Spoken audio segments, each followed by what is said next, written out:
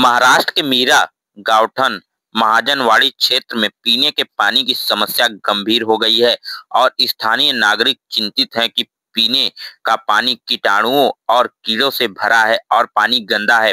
पहले 6 बजे पानी छोड़ा जाता था घड़ी, लेकिन अब पानी दोपहर में छोड़ा जा रहा है। इसके लिए मीरा भाईंदर नगर निगम के अधिकारी जिम्मेदार होंगे। अब देखना यह है कि इस पर संबंधित अधिकारी क्या कार्रवाई करते हैं। वीडियो में साफ तौर पर देखा जा सकता है कि किस प्रकार पानी गंदा है और पानी में कीड़े रेंग रहे हैं।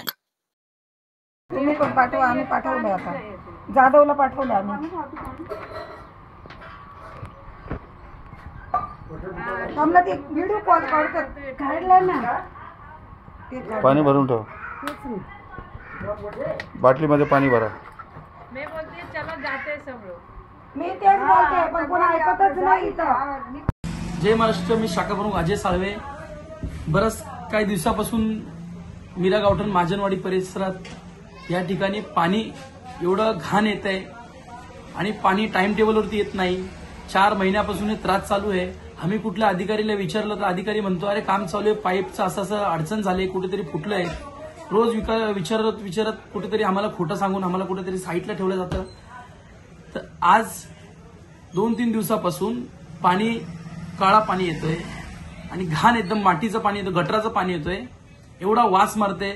त्या ठिकाणी किडे सुद्धा भेटलेले गेलेत। किडे पाहिजे तर तुम्ही ह्या फोटो बघू शकता।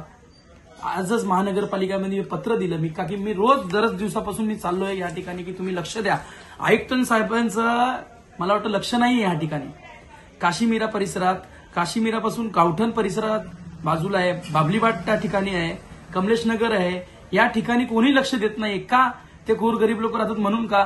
बरंच कॉम्प्लेक्सवाले लोकांना तुम्ही चांगली लाईन देतात, चांगले पाणी सोडतात त्यांच्या ठिकाणी। आयुक्त साहेब, तुम्हाला मला असं वाटतं की तुम्हाला बसल्या बसल्या बिस्लेरी पाणी येते, पण बसल्या बसल्या गोरगरिबांना, झोपड्यावाल्या लोकांना पाणी नाही भेटत साहेब। त्यांच्या बरंच काही परेशानी चालू आहे, त्यांना आरोग्यामध्ये त्रास आहे, त्यांना कुठेतरी रिपोर्ट त्यांचं हे पाणी पिऊन, एवढं घाण पाणी पिऊन तुम्ही बघू शकता। कसा कोण माणूस जिवंत राहणार? तुम्हाला का मरण्याची वेट आहे का?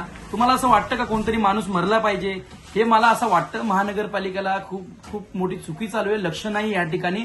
कुठं बांधकाम अगर करतात तर त्या ठिकाणी ताबडतोब तुम्ही माणसं पाठवून तोडायला घेतात, पण या ठिकाणी तुम्ही लक्ष देत नाही। मला असं वाटतं की आम्हाला उपोषण करावं लागेल। आज मी दिनांक बरेच दिवसापासून मी आज बाटली एवढं घाम करून पूर्ण एवढी घामाचं पाणी पण एवढं येणार नाही की हे बघा किडे बघा, बाथरूमचे घाण पाणी येतात। तर हे पाणी पियायचं का आयुक्त साहेबांनी?